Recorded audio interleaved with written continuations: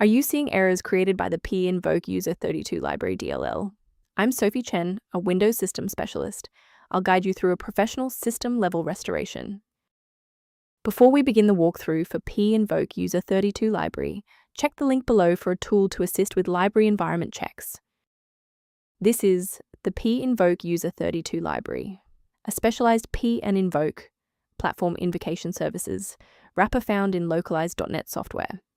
It manages the marshaling of calls between C bars and the standard Windows user32 DLL for window management.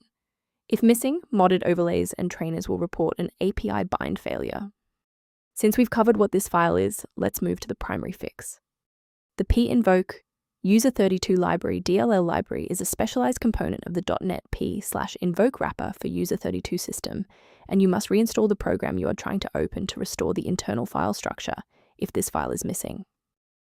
If you are still encountering the error after following the official setup, it's time to investigate the underlying system architecture.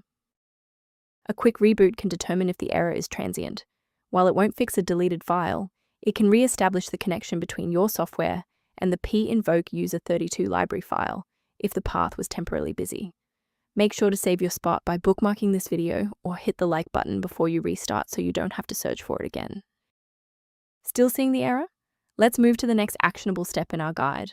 You can pause the video here if you're still waiting for your desktop to load. If the restart didn't fix the library error, we need to manually repair the specific C++ redistributable package. First, go to Control Panel, then select Programs and Features.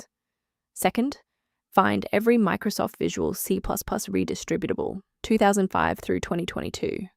Third, right-click each and select Change, then select Repair.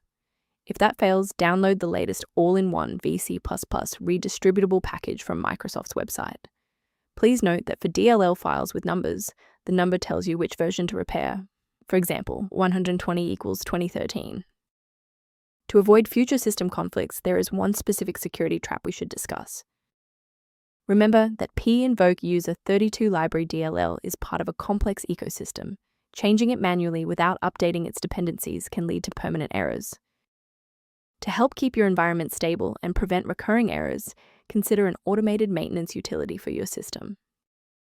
For users seeking a more stable workstation, the utility linked below references Invoke user32 library configuration concepts.